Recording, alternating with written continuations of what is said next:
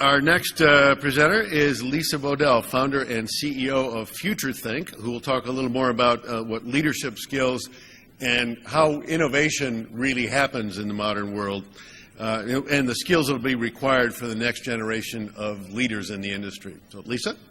Thank you.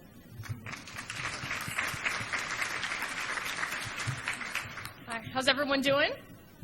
Great. Okay. I am a woman.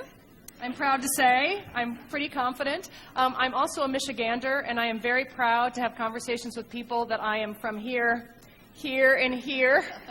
I also went to school here. Did anyone go to Michigan State here? Well, I went to University of Michigan, so there. Woo! All right. I'm going to be leading Hail to the Victors outside at the end of this speech, if everyone's okay with it. I'm also proud to say my father at one point ran the plant in Flint for GM way back in the day. So I am a huge believer in Michigan, and I know its potential and the potential of everybody here. So I am one person that's really happy to just be a part of this group. The story I want to talk about today is that of potential and that of embracing change. And I think my colleagues here have done a great job. We talked last night about all the neat things that are happening outside of our organizations in terms of change, the entrepreneurial things, the inventions. But I want to talk about how we have to have that effect take place inside our corporations. Because none of these cool things matter if you can't have them take effect inside, right? Let me start with my story around potential, and it's an interesting one. When I moved from Michigan, I went to Chicago, and then eventually to New York, where I've been for more than 20 years. And I like to describe myself as a recovering ad agency person. Anybody here a recovering ad agency person or an ad agency person? I have great respect for ad agencies. It was the perfect environment for me because I'm a very strategic person in a very creative world. And I was very, very good at being able to take a concept, an idea, and turn it into a business concept, show how it could make money. And for that, my clients loved me. They loved me. And for that, back at the agency, my creatives completely dismissed me. Right? They were my friends. I went to their weddings, their bat mitzvahs, their baby showers. We still keep in touch today, but they made it very clear when I was back at the agency that ideas were not my job. And I thought that was very interesting, right? And it made me think of two things. Number one, who said that only a particular group inside a company was in charge of ideas, and only their ideas were good? And then number two, if this was the philosophy that we were going to have within organizations, how much potential are we missing to solve bigger problems? And so I set out to start my own company, and this was about 15 years ago, to help people realize everyone can be innovative and everyone can affect change to reach potential. Well, wouldn't you know it, it's a lot harder than you think. It's a lot harder than you think. And today we go out and we train companies, we train senior executives all over the world, more than about 30 countries just last year, on how to affect change. And unfortunately, there's a big problem that's happening in order to do that. It's two things. One is people resist change, I think. But even more so, the problem is they're really questioning their ability to affect it. They're questioning their ability to affect it. Now, I want to do a little experiment with everybody here. Is that okay with you? Is that okay with you? All right, thank you. How many people here, just by show of hands, think that they are change agents? Okay. How many people here are open to change? Okay, great. Here's what we're going to do. I'm going to have everybody in just a second. You're going to stand up. You're going to find a partner, and you are going to face them about arm's length apart. Is everybody ready? Okay. Stand up, find a partner. It can be at your table. Arm's length apart. Yay for people on the street. Yay, already doing it. Okay. Good. Move the chairs away. Move away from the chairs, right? Push those chairs in. Make some room. Make some room. Any singles? Any singles? Singles. It's okay. Any singles? Put your hands up. Singles. Look, I got a pair. I'm matchmaking. I got a single over here. Anybody, if you're still single, you might just have to hang out and watch. It's okay. Okay. In the interest of time, see, you're burning calories. Isn't this neat? You didn't even know you were going to do this. What I need you guys to do, you're going to be facing each other about arm's length apart. Okay, arms length apart. Move those chairs away.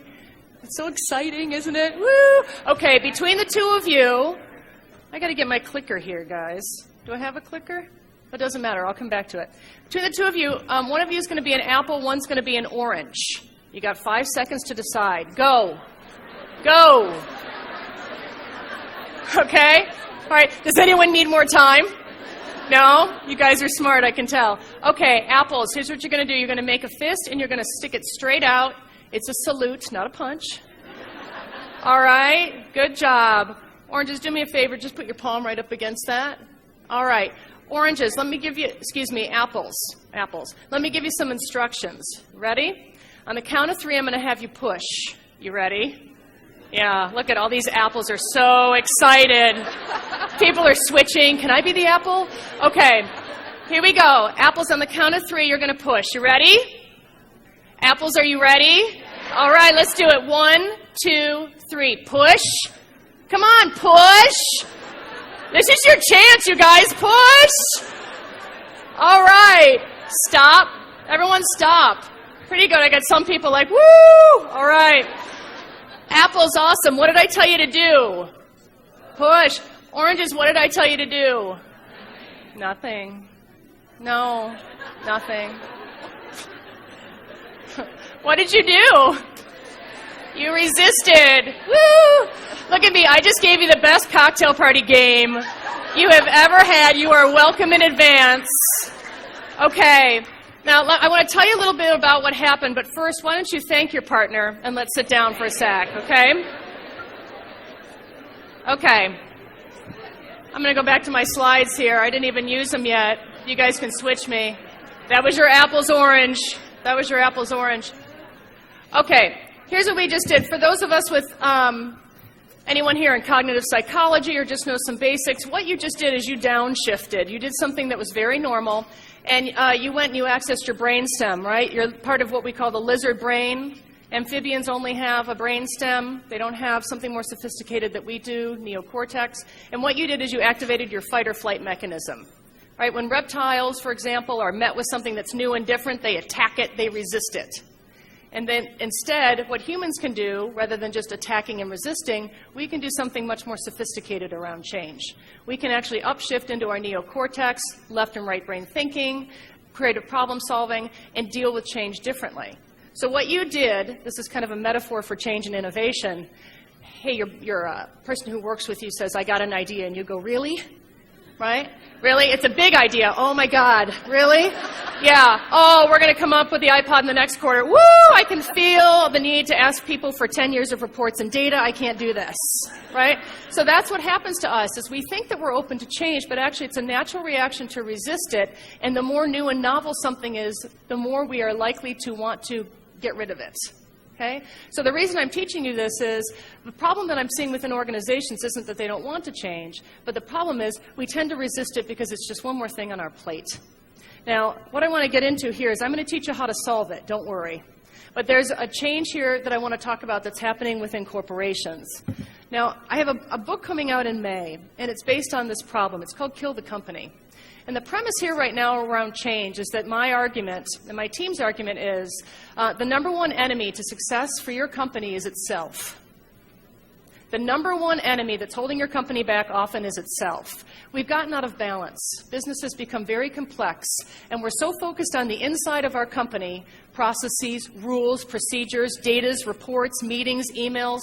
There is no time left for what's important and the stuff that my colleagues have talked about. Long-term vision, ideas, time to think, right? Don't you laugh? I tell this story a lot when people go, don't overthink it, right? Don't overthink it. Most of us don't even have time anymore. And therefore, this behavior settles in within companies. They're spending so much time on the inside that there's no time for something new and different. It becomes an idea, something new and different becomes something on their checklist, and they just don't want to take it on, okay? This complacency is a problem. And when we go out and we've trained people, we found that the problem manifests itself and that people will say, you know, innovation is one of our strategic pillars. We're here to have you train our people on how to be more innovative. And we go in and guess what we're met with? Resistance. Resistance. We'll do these exercises and we'll say, let's do an exercise around what if, around picture the future.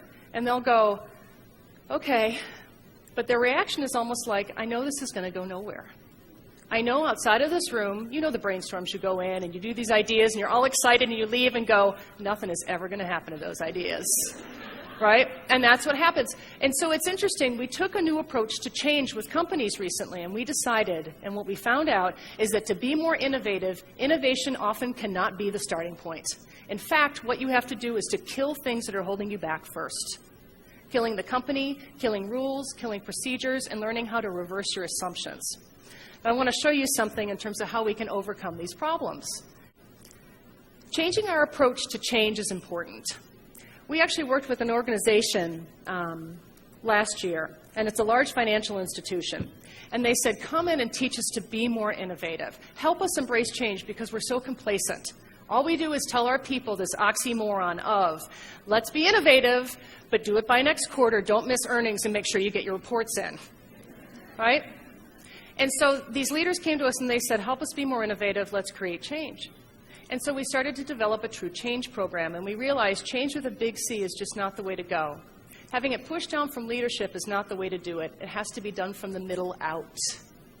It can't be a 12-step program. No one wants more programs. They want to do it in little, small ways. And the first thing we have to do is change behavior and then give people the tools to do it so they can actually reach this potential. Now, what we did here is we actually met with the senior leaders, and they said, oh, we're open to change. And we said, really? And we got them in cabs, and we went to Grand Central. And we said, how open are you to change, and how accepting are you of it? And we took 2 bags. Half of the group pulled out of the bag. One bag was full of journals, that you write in. The other half was full of wigs. Now, there were 2 women and 2 men that did the wigs, and I will tell you that the women were excited. Their big concern was which wig they got. And what we did is we had the people with journals stand around the edges of the main area within Grand Central and actually sit and pretend to journal, not pretend to journal, but just observe as the people with wigs would come out one by one and have to circle around Grand Central just once because they really didn't want to do it and actually experience what it's like to be different and have some change behavior.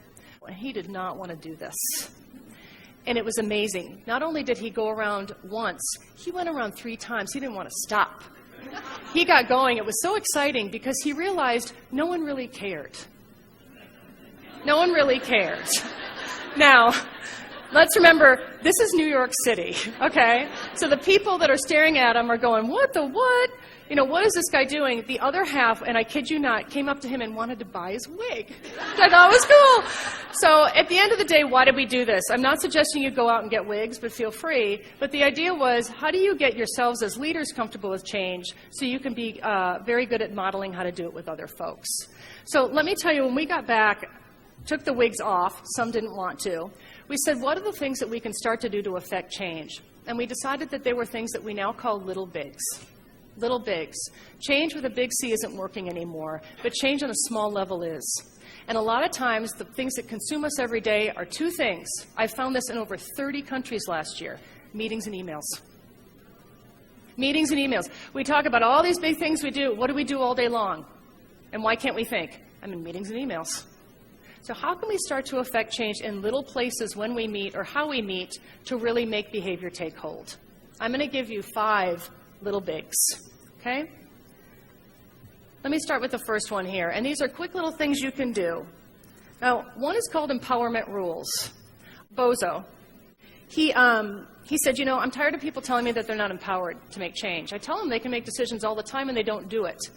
And he realized one of the things he wanted to do was not just tell them to be empowered, but to force them to do it by giving them permission. In a status meeting, he said, guys, next status meeting when we get together, you're going to tell me 2 things, 2 decisions you made that normally you would have asked me to do, but you didn't.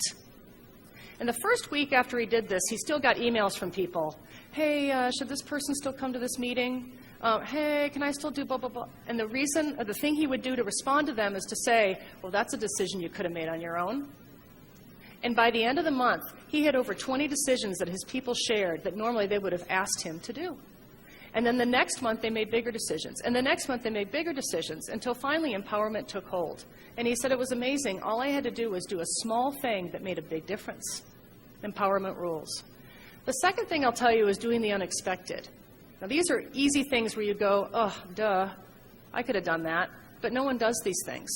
If we're stuck in meetings all day, you always meet the same way, in the same place, with the same people, with the same agenda, and guess what? It is really efficient, and now you've traded off efficiency for effectiveness. So do meetings like this. Why don't you invite somebody in like the HR team did? They invited someone in from IT. They hate IT, by the way. IT blocks them from everything, doesn't give them permission to get when new hires, get technology, so they invited someone from IT to their meeting to observe. And what it did is it started to break down silos. They got an outside perspective of all these little weird things they do in their meetings that other groups don't do, and they started to change behavior. One woman actually, and she was in the technology group, she called an emergency meeting, an emergency MS meeting, and everyone had to meet in the lobby in 15 minutes. And what that was, it was an emergency Mr. Softy meeting, and they met outside and they had ice cream for their status. Now, those are silly little things, but they said those were so productive because they triggered the brain to do something different and think differently. Now, I want to give you 3 tools. These are really powerful tools that will get you to start to change things in little ways. This one's called assumption reversal. Assumption reversal. I think you have a lot of assumptions that you don't realize around your job. And what we do is we have people split a piece of paper in half. And on the left-hand side, we say, pick a product, pick a service, pick a process or a function you normally do in your job. And I want you to write down all the assumptions you have about it. How it works, how it's distributed, how it's priced, who's in the meetings, who gets approvals, what the contracts are. Write them all down. I bet you'll get more than 20 things. Then I want you to reverse them. I want you to write the exact opposite of all those assumptions. So if you think pricing has to be all or nothing, maybe it's done on a per use, maybe it's licensing, maybe it's free. And what starts to happen is people realize all the things they assumed the way something had to be done. And when you reverse them, they come up with brilliant new ways to think about things. It's breaking down behavior. The last one, and then I'll give you a big one, is called kill a stupid rule. Kill a stupid rule. Has anyone ever heard of this before? Get your teams together and tell them if there were 2 rules that you could change today that would make your life different, your job better, or you more effective, what would they be and why? They will not shut up. I do this with my team all the time, and I am shocked by what they tell me. I didn't think that that was a rule. I didn't know that was a process. I didn't realize the expense reports were such a theme. And what's interesting about it is then you can get them to actually plot these things. We have companies do this, and they get hundreds of rules in less than 30 minutes that they would change. What's interesting is most of them are not rules. They're assumptions, they're processes, they're things they just do. And the boss goes, I never said you had to do it that way, don't do it that way. And they go, oh my God, that's great. We have them then plotted on implementation, how easy or hard is it to implement, and how low or high of an impact do you have on your business if you did this rule. And they plot them in the quadrants. And of course, everybody thinks their idea, and rightfully so, is easy to implement and has a high impact on the business, which is great because then it starts this discussion. If it's so easy to implement and it has such a high impact, why haven't you killed it? Right? Try killing stupid rules. You'll be a hero. You'll be a hero in your job. And here's the last one I'll give you, which is kill the company, and was the premise for my book. This is for not for the faint-hearted, but I'll tell you it's powerful. If you're in a rut, you need to give people a permission to have an out-of-company experience. And it goes like this, and senior executives love this. If you were your top competitor, what 2 things would you do right now to put yourself out of business? People really get jazzed by this, because what they do is rather than saying inside, well, this is a weakness, we could improve this, this forces them to look at it from an outside perspective and really go in for the kill before somebody else does it to you. Killing the company can be a really neat way to attack things differently than a SWOT or any annual planning could ever do for you. So let me end with this. You know, I started talking about potential. And the reason I wanted to start my company was to teach people that no matter what your role is and what your title is, everybody can affect change. So when you leave here today and you want to create something different, think about what kind of change do you want to create from the middle out of your company, and what little big can you do to get started. And with that, I want to say thank you. Thanks a lot, Peter. I appreciate it.